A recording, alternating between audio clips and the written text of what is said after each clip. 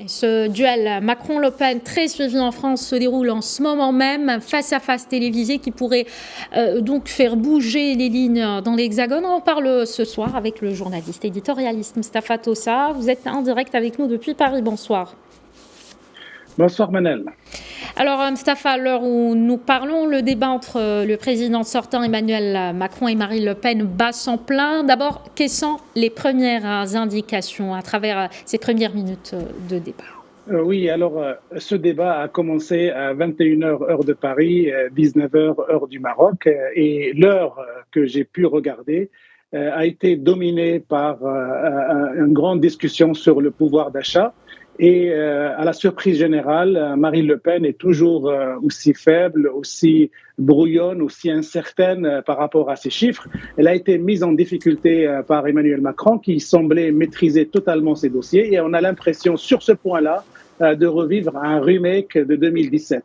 Et tous les observateurs, tous les commentateurs s'accordent à dire que finalement Marine Le Pen n'était pas si prête que ça et qu'elle risque de perdre en termes de crédibilité puisqu'elle ne maîtrise pas tout à fait ses dossiers économiques et notamment les chiffres qu'elle balance à chaque fois. Et Emmanuel Macron l'a vraiment mis en difficulté. Un autre sujet sur lequel aussi il a été mis en difficulté, c'est la relation avec la Russie. Et il y a eu une phrase terrible, une phrase couperée qui a été prononcée par Emmanuel Macron à l'encontre de Marine Le Pen en lui disant: quand vous parlez à la Russie, vous parlez à votre banquier, et en référence au crédit que le Rassemblement national a contracté auprès d'une banque russe, d'un oligarque proche de Moscou. Et donc, il met en cause la marge de manœuvre, la liberté de choix. Et donc, il l'accuse d'être aux ordres de Moscou si jamais elle est élue par les Français. Et donc, on assiste là à un Emmanuel Macron offensif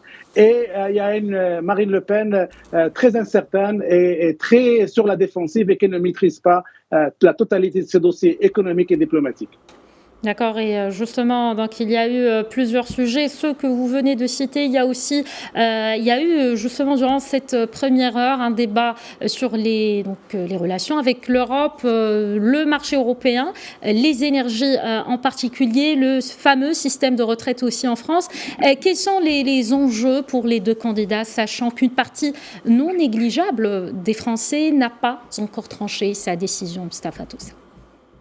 Oui, alors sur le marché européen de l'énergie, il y a eu presque un clash entre Emmanuel Macron et Marine Le Pen parce que Marine Le Pen propose, pour faire baisser les prix des carburants, de sortir de ce marché européen de l'énergie, ce qui, de l'avis d'Emmanuel Macron, serait une faute grave à ne pas commettre. Donc il y a eu une tension sur ce sujet-là. Alors l'enjeu pour les deux candidats, c'est de séduire les gens qui hésitent encore, parce que dans le réservoir de vote actuellement, les études montrent qu'il y a beaucoup de Français qui n'ont pas encore décidé s'ils vont voter pour Marine Le Pen ou pour Emmanuel Macron. Et ce débat-là vise à les séduire.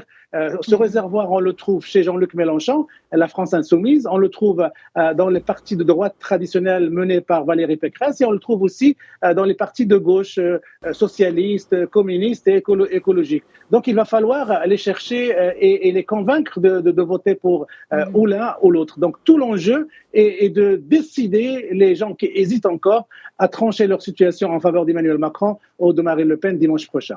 Voilà, donc pour récapituler, c'est un duel donc, qui va permettre aux Français de trancher, en tout cas les Français qui sont encore indécis pour ce second tour de la présidentielle. Et ce second tour, justement, s'annonce épique avec un grand suspense, n'est-ce pas, Mustapha?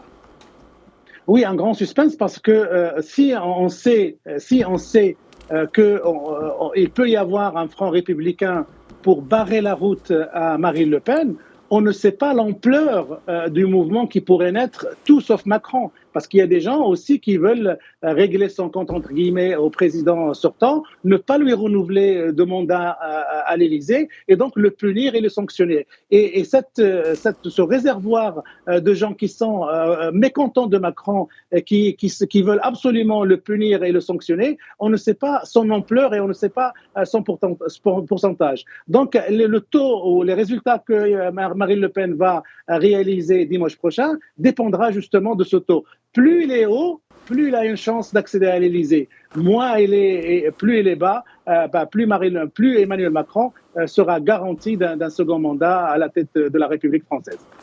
Parfait, merci beaucoup à Mustapha Tossa, journaliste éditorialiste. Merci d'avoir répondu à nos questions depuis Paris.